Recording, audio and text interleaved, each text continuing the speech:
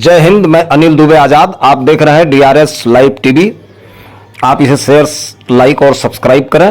हाँ, bell icon दबाना न भूलें ताकि आप जुड़े रहें देश दुनिया की खबरों के साथ साथ अपनी लोकल खबरों से भी, जहां खबरें छिपती नहीं दिखती हैं।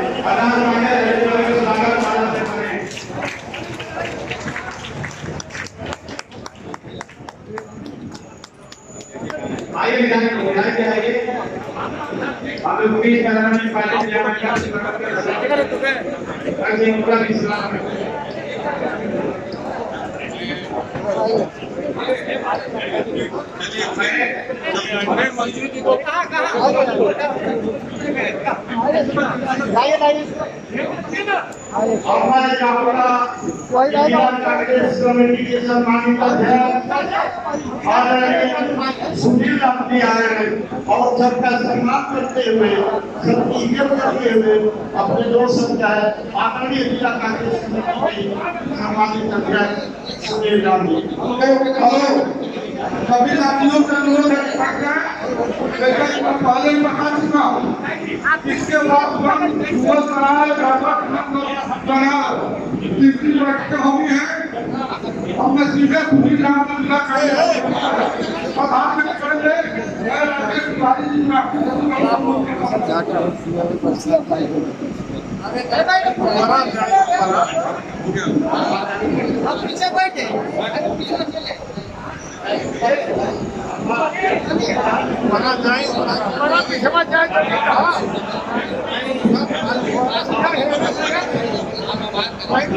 देखिए, आप सभी लोगों से निवेदन है,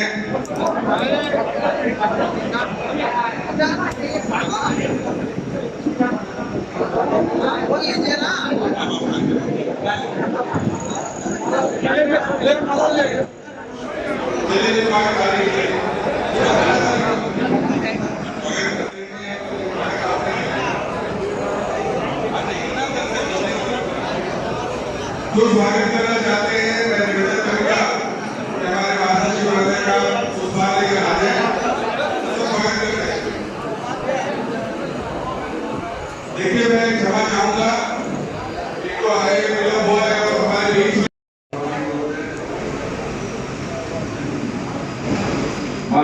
उपस्थित कांग्रेस पार्टी के महासचिव माननीय अविनाश पांडे जी, सचिव श्री राजेश तिवारी जी, इस अवसर पर उपस्थित सभी कांग्रेस पार्टी के गणमान्य नेतागण, इंडिया गठबंधन के घटक दलों से संबंधित भारतीय कम्युनिस्ट पार्टी, मार्क्सवादी कम्युनिस्ट पार्टी मालेपुर, जनाधिकार पार्टी, अपना दल, समाजवादी पार्टी और अन्य घटक दलों के सभी सम्मानित नेतागण, उपस्थित इंडिया गठबंधन से संबंधित घटक दलों के आए हुए सभी पदाधिकारीगण, महिला संगठन की नेता और पदाधिकारीगण, आज की ये बैठक इंडिया गठबंधन के घटक दलों के समन्वय स्थापित करने के उद्देश्य से चल रहे चुनाव में किस तरह से समन्वय बनाकर सभी घटक दलों के नेता और कार्यकर्ता जनता के बीच में चुनाव के मुद्दों को, सरकार की विफलताओं को और फिर परिवर्तन की आवश्यकताओं को जन जन तक पहुंचाएं, प्रेरित करें। अंतिम चरण में पहली जून को गाजीपुर में मतदान की गिनती है, तो उस दिन जो भी मतदाता गांव में है, शहरों में है, वो मतदान केंद्र तक जरूर जाए, अपना वोट डाले और इस बात का भी प्रयास करें कि अभी से बूथ स्तर पर अच्छी तरह से इस बात की गणना करें कि किस परिवार से कौन सा सदस्य अपने रोजी रोजगार के सिलसिले में या किसी अन्य समस्या की वजह से बाहर है, और इस बात का पूरा प्रयास करें उसके परिवार वालों से मिलकर कि वो अपने उस सदस्य को जो बाहर है वो चुनाव से कम 2 दिन पहले बुला लें, परिजनों से मुलाकात भी हो जाएगी और लोकतंत्र के सबसे बड़े फर्क में वो भागीदार भी हो जाएगा और फिर वापस चुनाव खत्म होने के बाद अपनी रोजी रोजगार या अपनी नौकरी के सिलसिले में जहाँ जाना है वो बाहर जाना है। इस समय 2 राउंड के चुनाव हो गए, तीसरे राउंड का चुनाव अब वो होने वाला है। हम लोग अंतिम राउंड में है, 7वें राउंड में। एक बात बिल्कुल साफ हो चुकी है, हालांकि बहुत तेजी से, बहुत मेहनत से, बहुत लगन से जो हमारी गोदी मीडिया के लोग हैं वो ये पर्दा डालने की कोशिश कर रहे हैं कि सत्ताधारी दल इसका तबू भर चुका है और जनता इस बार परिवर्तन में केंद्र में आ चुकी है। वो किसी भी तरह से उन खबरों को दबाने की कोशिश कर रहे हैं और ये पैसा में माहौल बनाने की कोशिश कर रहे हैं। आम जनता में अविश्वास का माहौल है। मुझे देखने को मिला पहली बार ऐसी हुई है जब कई जगह भारतीय जनता पार्टी के कार्यकर्ता छुपे हुए लफ्जों में जनता के बीच में उनके हौसलों को तोड़ने के लिए, उन्हें धमकी देने के लिए यही कह रहे हैं कि वो गेहूं के डर से हो जाए, लेकिन जीत तो होगी कमल वाला, ये हौसले तोड़ने के लिए ऐसा नहीं होगा, किसी भी दशा में नहीं होगा। ये सच है कि ईवीएम मशीन के वोट पड़ने की यह जो प्रथा है, यह जो सिस्टम है, इस पर जनता का विश्वास नहीं रह गया। लेकिन अब जब सर्वोच्च न्यायालय ने और निर्वाचन आयोग ने दोनों ने तय कर दिया कि ये चुनाव वीवीपैट मशीन से ही होगा, तब उस पर अब बहुत चिंता करने की जरूरत नहीं है। कार्यकर्ताओं को बूथ के एजेंटों को सतर्क होना पड़ेगा। किस तरह से पहले तो हमें क्या पता है कि हमारे बूथ पर इस नंबर की ईवीएम मशीन आएगी, वीवीपैट की मशीन का नंबर उसके पास होगा, उसकी जिम्मेदारी होगी कि वो देखे कि अगर कोई दूसरी मशीन आती है तो वो दूसरी मशीन में जब तक पीठासीन अधिकारी सेक्टर का मजिस्ट्रेट ये लिख के न देते कि किन परिस्थितियों में जो मशीन आवंटित थी इस बूथ के लिए वो बदली गई, जब तक वहां मतदान शुरू नहीं होने दिया। अब तो चुनाव है, मोदी की जमात और टीम के लोग ये उनको भय सता रहा है और उन्हें इस वास्तविकता का आभास हो चुका है कि इस बार उनकी सत्ता उसका बचना मुश्किल है, उसका पतन नहीं है। लेकिन ये लोग बड़े पंखार और चालबाज लोग हैं, अंतिम क्षणों तक प्रयास करेंगे। पहले राउंड के वोटिंग के बाद भी इनकी दिल्ली धड़कनें बढ़ गई, दूसरे राउंड के वोटिंग के बाद इनके सर का पसीना पैर तक आ चुका है और तीसरे राउंड का मतदान होते होते सूरत हाल ऐसी पैदा हो जाएगी कि शायद मोदी जी की धड़कनें इतनी तेज हो जाए कि उनको मिलकर सहायता करेंगे। साथियों, कांग्रेस पार्टी के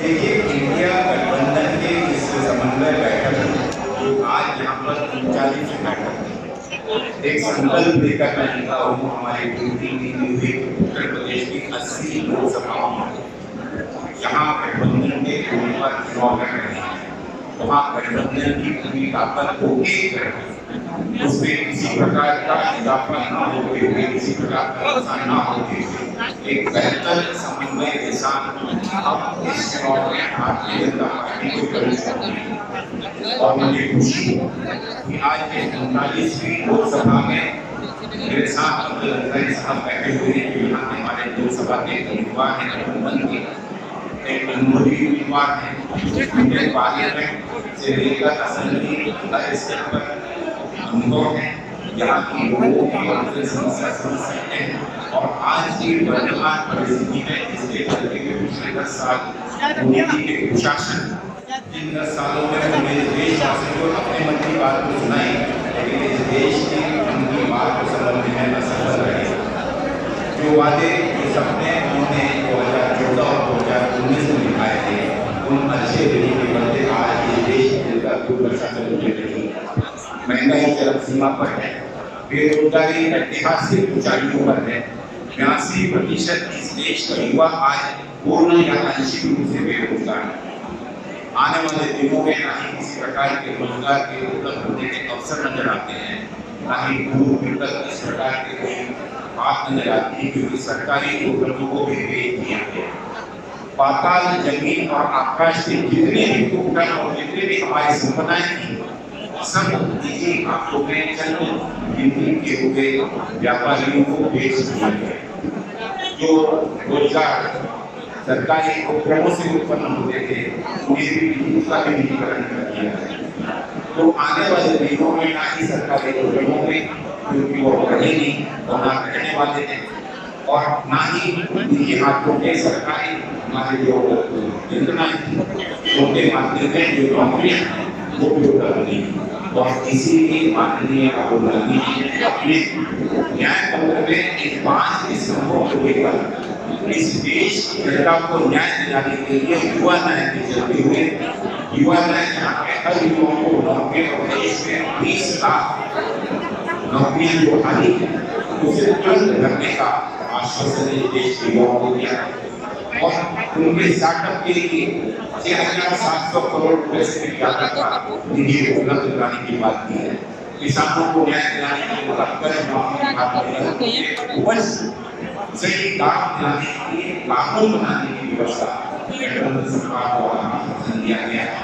हमारे नारी शक्ति के आर्थिक न्याय दिलाने के लिए हर एक गरीब आर्थिक महिला को परिवार को कम से कम 1 लाख रुपए वार्षिक मिलेगी। इस चीज का आश्वासन इस न्याय पत्र में।